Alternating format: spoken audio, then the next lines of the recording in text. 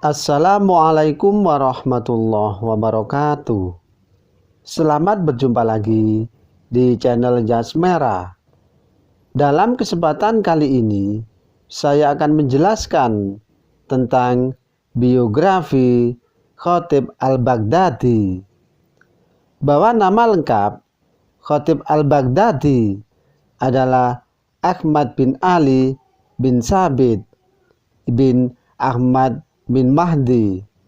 Sebutan Al-Khatib Al-Baghdadi diduga berasal dari ketenaran profesi ayahnya sebagai khatib di Darzijian, yakni berada di kota Irak. Ia dilahirkan di Ghaziyah, sebagian kalangan menyebut Hanqiyah, di Baghdad pada Jumadil Akhir tahun 392 Hijriah, dan wafat di Baghdad beberapa waktu setelah kepulangannya dari Syam, yakni pada bulan Dzulhijjah pada tahun 453 Hijriah. Khatib Al-Baghdadi termasuk pemimpin dan pemikir yang terkemuka pada zamannya. Beliau dikenal dengan perilakunya yang santun, sangat mencintai ilmu dan zuhud. Bahwa Khatib Al-Baghdadi dapat digambarkan sebagai seorang tauladan serta seorang alim yang cerdik dan pandai, dan berperilaku secara konsisten sesuai dengan tingkat ilmu yang dimilikinya.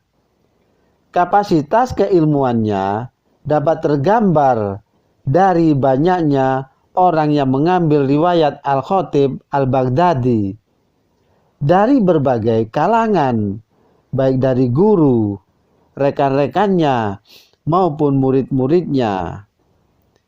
Bahwa penghormatan terhadap kapasitas ilmu dan keluhuran budinya dapat dilihat pada banyaknya ulama yang ikut mengantarkan jenazahnya pada saat penguburannya.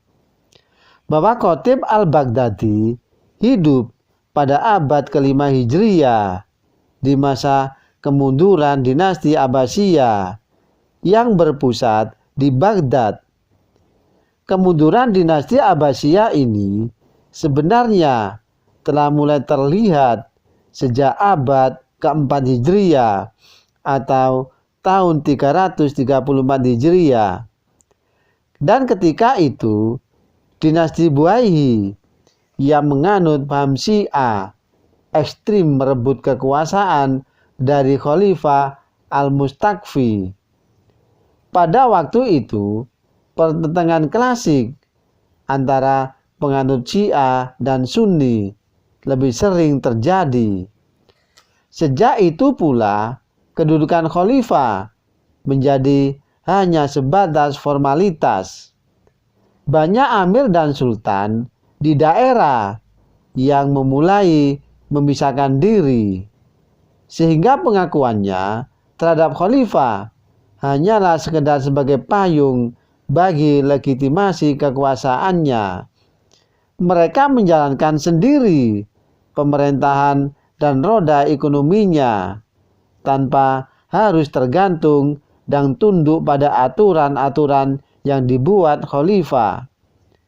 Keadaan kemudian sedikit membaik ketika dinasti Saljuk yang beraliran Sunni memasuki Baghdad atas permintaan Khalifah Al-Qaim bin Amrillah yang berhasil mengusir Basasiri, yakni Mamluk Turki, yang bermaksud menghilangkan khalifah pada tahun 451 Hijriah.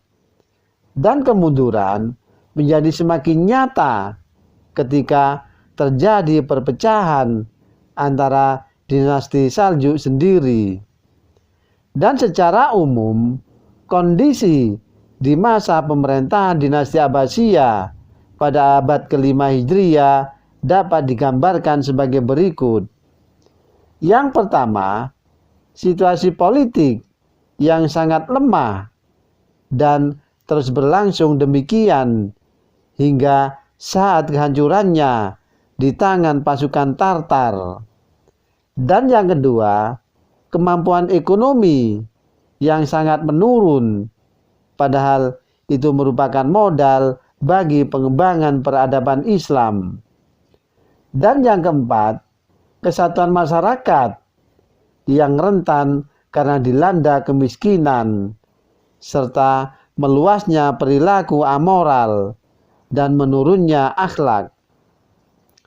Dan yang keempat, aliran dan madhab yang mengikat jumlahnya, serta diiringi peningkatan persaingan antara penganutnya.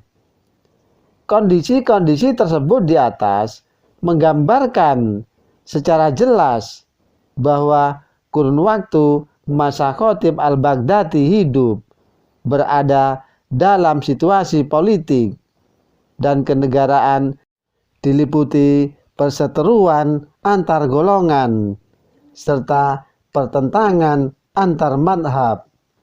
Demikianlah kisah biografi Khatib al-Baghdadi.